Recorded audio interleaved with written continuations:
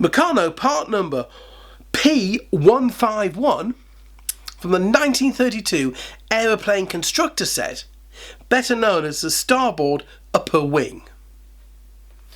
Hi folks, and welcome back. As I sit at the computer writing the opening for this script, the church bells are ringing for the Queen's celebrations. And curled up in the bed behind the computer screen, one of my cats is snoring gently. And somehow, this seems so nostalgic for the time I'm writing about. At the same time of writing this, I've just finished the script for the dump truck. So, two forms of mass transportation in 1 week. But they are worlds apart as far as technology goes. This one, the steam wagon, is an almost living beast compared to the internal combustion engine truck. If you've ever attended a steam rally, the impression of the living steam engine seems encapsulated in the collection of vehicles. And yet I'm also drawn to the older vehicle, mainly with the idea of restoration. It's probably a good idea that I don't live somewhere with a lot of land, as it would be full of projects that I'll be working on but never finishing. But that is the collector of things, the beast that drives me to make some bad life decisions at times. But a lot of these poor life decisions have led me to learn a lot of seemingly pointless knowledge. And as always, that is a bonus, learning for the sake of learning. But in the last few weeks, I've had little or no drive to push forward, and getting the mojo to turn the handle has been a lot harder. It is the anniversary of my father's death, 2 years at this point, and strangely, almost, it still leaves me very down. But that is a good thing. The bitter-sweet loss of him shows that it is still a loss that is felt by the family. Better to still feel pain than to be glad the old bugger's dead. But he would have loved recounting his childhood memories of these giants of mass transportation. That golden time when everything was perfect. Ah, the joys of remembering the bits of life you want to. The development of steam vehicles can be divided into two sections, pre-terrific and post-terrific.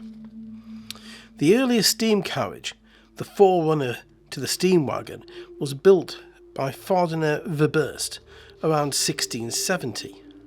Father Verburst was a Flemish Jesuit missionary working in China during the Qing dynasty. He used a similar design to that of Heron of Alexandria. The main boiling vessel produced steam that was forced through a jet that in turn powered a simple steam turbine that drove the front wheels. The car, as it was referred to, was a model to entertain the emperor, showing the engineering principles. The question, looking at an 18th century print of the design, if Father Verburst ever got the wheels to operate a differential gearbox. So the chances are that the model only went in circles. But that said, it's an amazing model. Sadly, there are no verified sources corroborating that the model was built. But at the time, Father Verburst had access to China's finest metal working craftsmen, who would have had the ability to manufacture anything he wanted. The design, whilst being a leap forward towards the end goal of steam-powered vehicles, was just the beginning. The problem we face when needing a third party to act as another verified source is that we write off parts of history as being unproven or even just myth. It's almost a case of being guilty until proven innocent. Unfortunately, it's yet again the French that seem to have the rest of the world beat. Nicolas Joseph Cugnard created the first operational steam wagon, even called it a steam wagon. The Fardeur à Vapeur was a three-wheeled steam-powered vehicle, and according to a large amount of evidence from the period, it actually ran. Captain Cugnard was a French military engineer. Around 1765, he first began to experiment with working models of steam-powered vehicles for the French army. Using a fardier as the base for the waggon, his idea was to be able to tow artillery for the French forces. So mechanised warfare nearly 150 years before popular history likes to teach us. The theory is that it could pull 4 metric tons, or powerful enough to tow 2 cannons and all the equipment needed for them to operate, thus freeing up 8 to 12 horses for the guns alone. The logistics that this would have both freed and imposed on the French forces is interesting. It would have freed other draft animals as well, even though the French forces foraged off the land mainly. France does not have the same coal reserves as Britain, so the need for charcoal would have been greater. But charcoal has a different burning property to coal, and you use more of it. The requirement for a ready water supply is essential for any steam engine to operate.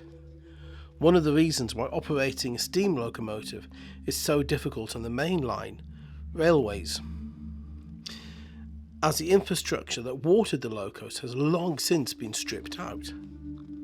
Captain Cunard's greatest problem was the instability of the vehicle. After all, power was to the front drive wheel, while the 2 rear wheels just provided stability. And if anybody has watched a Reliant Robin cornering, you will get the idea. The hoped for 7.8 kilometres per hour was never achieved, with sources stating that it would carry 4 passengers and achieve around 3.6 kilometres per hour.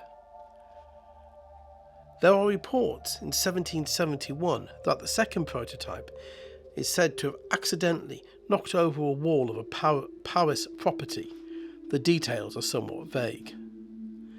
Captain Cunard was arrested and convicted for dangerous driving, the first ever time anyone had been tried for the crime, and the first known automobile accident. And there are no collaborating sources to back the story up. In fact, the story appeared 33 years after the event, around the time of his death. Captain Cunard was one of many victims of the French Revolution. In 1789, his army pension was withdrawn, and he went to live in Brussels in acute poverty. Shortly before his death, in October of 1804, Napoleon Bonaparte restored his pension, and he was able to return to his beloved Paris. Not long after Captain Cunard, the brilliant Scottish engineer William Murdoch began his design and experiments for his steam carriage, the model of which can be seen at Think Tank, the Birmingham Science Museum, dating back to 1784. Both James Watt and Matthew Boulton did much to try to dissuade Murdoch from any further work on the development and patenting of his designs. Not because of the rival wish to stop the work, but the inherent problems that the science faced. The development of mass road transport was held up for nearly 100 years, not just in Britain, but the world over. The advancement was dogged by multiple problems, from the road structure and surfaces, solved around 1820 by Scottish engineer John McAdam, after improving on the work carried out by Thomas Telford and Pierre Trasinger. A power plant that worked, solved by Richard Trevithick, again in the early part of the 19th century.